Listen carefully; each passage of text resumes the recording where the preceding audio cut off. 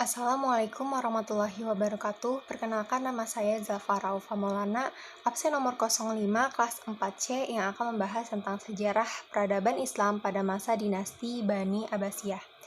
Dinasti Bani Abbasiyah didirikan secara revolusioner dengan menggulingkan kekuasaan Bani Umayyah yang saat itu dipimpin oleh Khalifah Marwan II bin Muhammad. Kekuasaan Daulah Abbasiyah berlangsung dalam waktu yang cukup panjang, yakni sejak tahun 132 Hijriah hingga 656 Hijriah. Dalam pemerintahan Daulah Abbasiyah ada 3 dinasti yang pernah memegang kekuasaan, yaitu dinasti Bani Abbas, Bani Buwayhi, dan Bani Saljuk dengan khalifah sebanyak 37 orang. Pada masa dinasti Bani Abbasiyah ini tercapainya peradaban yang gemilang dan juga merupakan puncak kejayaan negara Islam. Puncak popularitas Daulah Abbasiyah berada pada zaman pemerintahan Khalifah Harun ar-Rasyid dan putranya yaitu Al-Makmum. Dengan naiknya kedudukan orang-orang Persia dan kemudian orang-orang Turki dalam pemerintahan Bani Abbasiyah, kedudukan orang-orang Arab menurun. Masa ini bukanlah masa ekspansi daerah kekuasaan seperti pada masa Umayyah, tetapi masa pembentukan kebudayaan dan peradaban Islam dan berbagai macam disiplin keilmuan meningkat pesat. Namun demikian Daulah Abbasiyah juga mengalami kemunduran dan juga kehancuran di saat datangnya penyerangan bangsa Mongol yang dipimpin oleh Hulagu Khan pada tahun 1258 Masehi. Mereka tidak saja menghancurkan kota Baghdad tetapi juga menghancurkan peradaban Islam yang telah maju dengan pesatnya. Dengan begitu, berakhirlah kekuasaan Daulah Bani Abbasiyah. Yang pertama, asal-usul Bani Abbasiyah. Bani Abbasiyah adalah pemerintahan Islam yang berdiri setelah dinasti Bani Umayyah hancur. Nama Abbasiyah diambil dari paman Nabi Muhammad SAW, yaitu Abbas bin Abdul Muthalib, sebagai penghormatan kepada beliau dari anak dan cucunya karena berhasil membangun pemerintahan Islam, yaitu Daulah Abbasiyah. Penggagas pertama berdirinya dinasti ini adalah Ali bin Abdullah bin Abbas bin Abdul Muthalib bin Abdi Manaf bin Hashim. Ia yang terkenal sebagai seorang yang loyal dan bersahabat dengan Bani Umayyah. Ia tidak menuntut apa-apa untuk dirinya sendiri, serta lebih gemar berzuhud dan beribadah. Khalifah Al-Walid bin Abdul Malik dari Bani Umayyah menganugerahkan kepadanya negeri Hamimah di Syam. Tempat ini yang awalnya negeri yang aman, tentram, dan tenang, namun dari negeri kecil Hamimah itulah muncul satu cabang golongan Hashimiyah dan dinamakan golongan Abbasiyah yang dicetuskan atau dipelopori oleh Muhammad bin Ali bin Abdullah bin Abbas yang merupakan anak dari Ali bin Abdullah bin Abbas.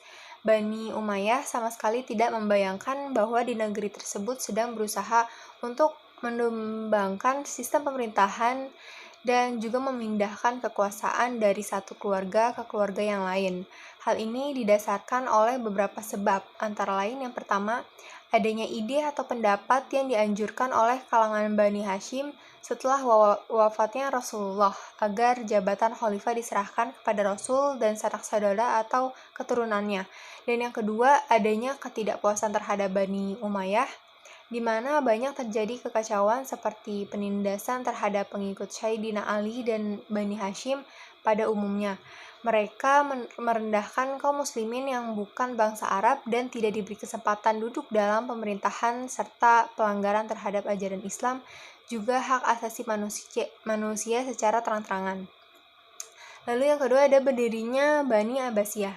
Pemerintahan Bani Abbasiyah dinisabatkan kepada Al-Abbas, yaitu paman dari Rasulullah dan juga pendiri sekaligus khalifah pertama dari Bani Abbasiyah, yaitu Abdullah As-Saffah bin Muhammad bin Ali bin Abdullah bin Abbas bin Abdul Muthalib.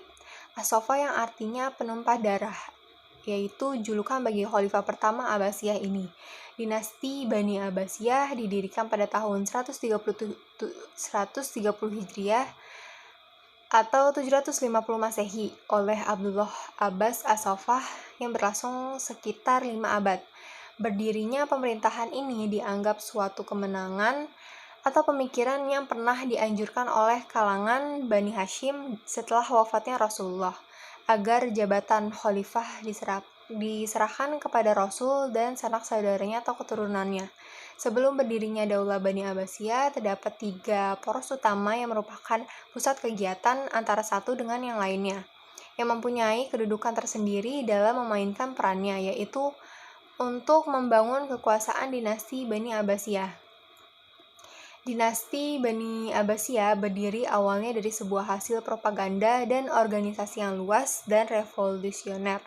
Propaganda tersebut dilaksanakan dengan strategi yang cukup matang, yaitu pertama dilaksanakannya dengan sangat rahasia tanpa melibatkan pasukan perang. Mereka berdakwah atas nama Abbasiyah sambil berdagang mengunjungi tempat yang jauh dan dalam kesempatan menunaikan ibadah haji di Mekah. Yang kedua adalah menggabungkan para pengikut Abu Muslim Al-Khurasani dengan pengikut Abbasiyah. Dua kekuatan inilah berdiri atas nama Abbasiyah yang sudah menggunakan kekuatan bersenjata untuk melawan kekuatan Umayyah. Khalifah terakhir Bani Umayyah yaitu Marwan bin Muhammad sebenarnya telah mencegah terjadinya gerakan untuk mendirikan dinasti Bani Abbasiyah yang dipimpin oleh Imam Ibrahim dan berhasil ditangkap dan dipenjarakan sampai akhirnya dieksekusi mati oleh Khalifah Marwan. Akan tetapi sebelumnya Imam Ibrahim telah berwasiat kepada saudaranya yaitu Abu al-Abbas agar menggantikan kedudukannya ketika tahu ia akan dieksekusi serta meneruskan gerakan untuk mendirikan Bani Abbasiyah dan juga memerintahkan kepadanya agar berhijrah ke Kufah diiringi oleh pembesar Abbasiyah yang lain seperti Abu Ja'far, Isa bin Musa, dan Abdullah bin Ali. Pemimpin Umayyah di Kufah yaitu Yazid bin Umar bin Hubairah berhasil ditaklukkan oleh Abbasiyah dan diusir ke Wasit. Kemudian Abdullah bin Ali diperintahkan untuk mengejar Khalifah Marwan bin Muhammad yang merupakan khalifah terakhir Bani Umayyah yang melarikan diri hingga akhirnya dapat dikalahkan dan ditaklukkan di daerah daratan rendah Sungai Zab sampai akhirnya Marwan terbunuh di daerah Busir wilayah Al-Fayyum pada tahun 132 Hijriah. Dengan demikian, tumbanglah kekuasaan dinasti Bani Umayyah dan berdirilah dinasti Bani Abbasiyah yang dipimpin oleh Khalifah Abu al-Abbas As-Soffa dengan pusat kekuasaan di Kufah. Yang pertama ada sistem pemerintahan Bani Abbasiyah. Kekhalifahan Bani Abbasiyah bertumpu pada banyak sistem yang pernah dipraktikkan oleh bangsa-bangsa sebelumnya, baik yang muslim maupun non-muslim. Dasar-dasar pemerintahan Abbasiyah diletakkan oleh khalifah pertama sekaligus pendirinya yaitu Abu al-Abbas As-Soffa dan Abu Ja'far al-Mansur sebagai pembangun kekhalifahan dinasti Bani Abbasiyah. Dukungan bangsa Persia sangat terlihat jelas ketika Abbasiyah berdiri, yaitu dengan bergabungnya pemuda gajah berani dari Khorasan yaitu Abu Muslim Al-Khurasani dan wilayah operasional Bani Abbasiyah yang berada di bekas kerajaan Persia. Maka tidak heran jika Khalifah Bani Abbasiyah mengambil nilai-nilai Persia dalam sistem pemerintahannya. Bangsa Persia mempercayai adanya hak agung raja-raja yang didapat dari Tuhan. Oleh karena itu, para khalifah Abbasiyah memperoleh kekuasaan untuk mengatur negara langsung dari Allah, bukan dari rakyat seperti ketika kekhalifahan pada zaman Khulafaur Rasyidin. Kekuasaan tertinggi pada pemerintahan Bani Abbasiyah diletakkan pada ulama, sehingga pemerintahannya merupakan sistem teokrasi. Namun dalam hak pengangkatan putra mahkota, Bani Abbasiyah meniru sistem yang dilaksanakan oleh Bani Umayyah, yakni menetapkan 2 orang putra sebagai pengganti pendahulunya, yang berakibat fatal karena dapat menimbulkan konflik dan pertikaian antar putra mahkota. Yang kedua ada politik Bani Abbasiyah. Politik yang dijalankan oleh Daulah Abbasiyah satu, yakni yang pertama, para khalifah tetap dari turunan Arab murni, sementara para menteri, gubernur, panglima, dan pegawai lainnya banyak diangkat dari golongan Mawali dan juga Persia. Kedua, kota Baghdad sebagai ibu kota negara yang menjadi pusat kegiatan politik, ekonomi, sosial, dan juga kebudayaan. Yang ketiga, Ilmu pengetahuan dipandang sebagai sesuatu yang sangat penting dan juga mulia. Keempat, kebebasan berpikir sebagai hak asasi manusia diakui sepenuhnya. Dan yang kelima, para menteri turunan Persia diberikan hak penuh dalam menjalankan pemerintahan sehingga mereka memegang peranan penting dalam membina tamadun Islam. Lalu politik yang dijalankan oleh Daulah Abbasiyah 2, 3, dan juga 4. Yang pertama, periode kekuasaan 3 masa ini, kekuasaan politik mulai menurun, terutama pada politik sentral, karena negara-negara atau kerajaan kecil sudah tidak menghiraukan pemerintahan pusat kecuali pengakuan secara politis, serta menurunnya kekuatan militer pusat. Yang kedua, munculnya kerajaan-kerajaan kecil yang memutus ikatan politik antara wilayah-wilayah Islam seperti Andalusia, Afrika Utara, Mesir, Yaman, dan wilayah lainnya. Yang ketiga, kota Baghdad bukan satu-satunya kota internasional dan terbesar, sebab masing-masing kerajaan berlomba-lomba untuk mendirikan kota yang menyayangi Baghdad. Dan yang keempat, para khalifah berlomba-lomba memajukan ilmu pengetahuan yang lebih tinggi martabatnya dibandingkan abad-abad sebelumnya. Lalu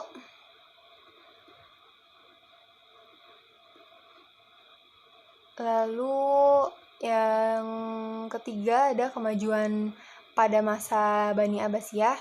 Masa ini adalah masa keemasan atau masa kejayaan umat Islam sebagai pusat dunia dalam berbagai aspek peradaban. Kemajuan itu hampir mencakup semua aspek kehidupan. Popularitas Bani Abbasiyah mencapai puncaknya pada zaman Khalifah Harun al-Rashid dan putranya Al-Ma'mun.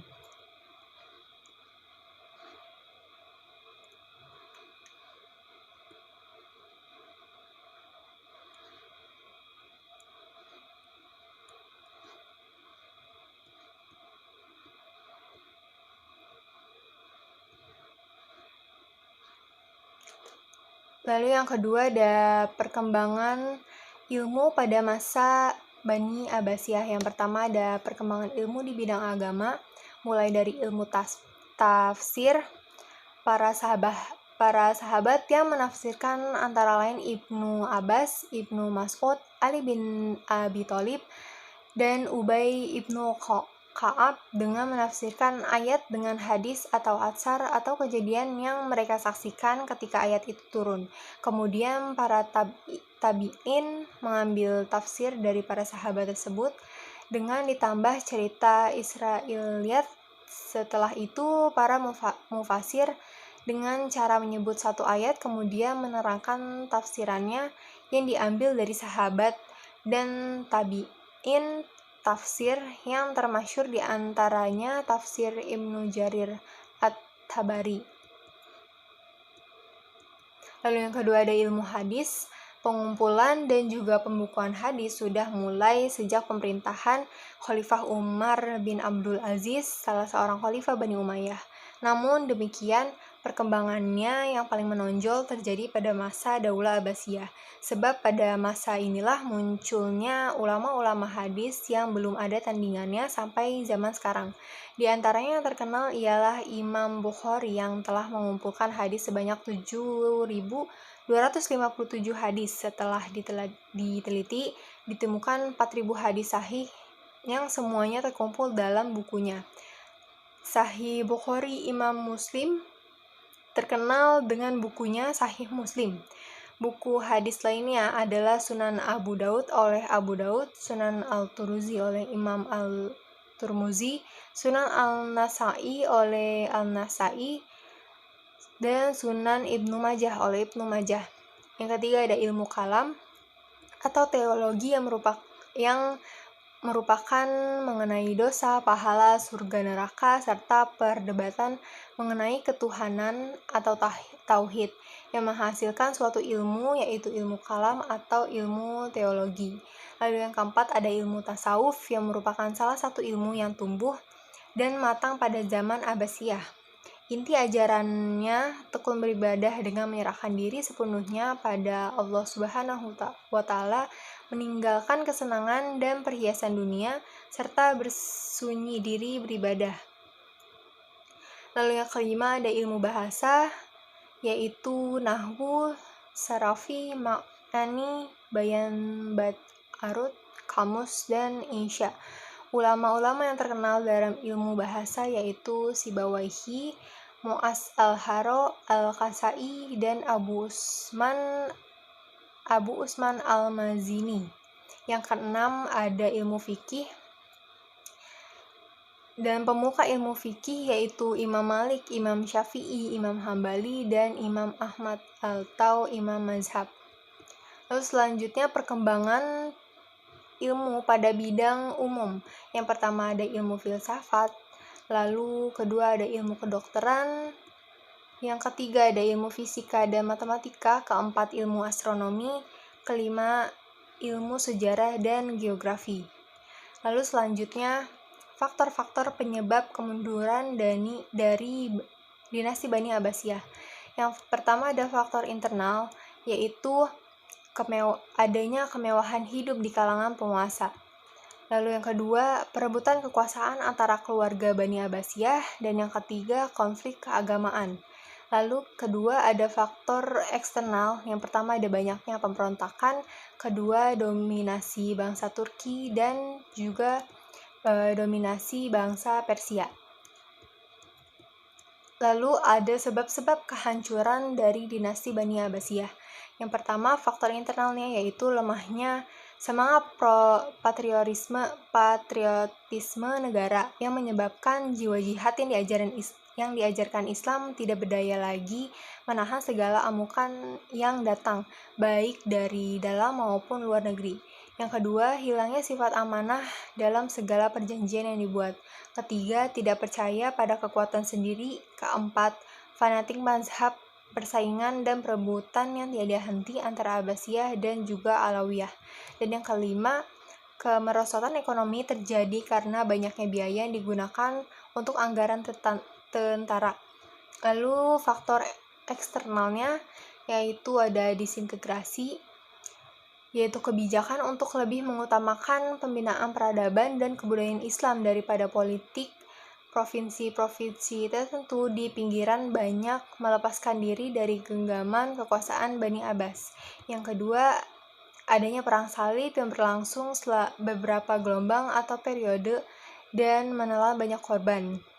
Ketiga, serangan tentara Mongol ke wilayah kekuasaan Islam, yang disebutkan bahwa Hulagu Khan, panglima tentara Mongol saat itu membenci Islam karena ia banyak dipengaruhi oleh orang-orang Buddha dan Kristen Nestorian. Tentara Mongol setelah menghancurkan pusat-pusat Islam, berbagai faktor yang telah menyokong tegaknya Imperium Abbasiyah, yakni kalangan elit imperium dan bentuk-bentuk kulturnya juga turut dihancurkan.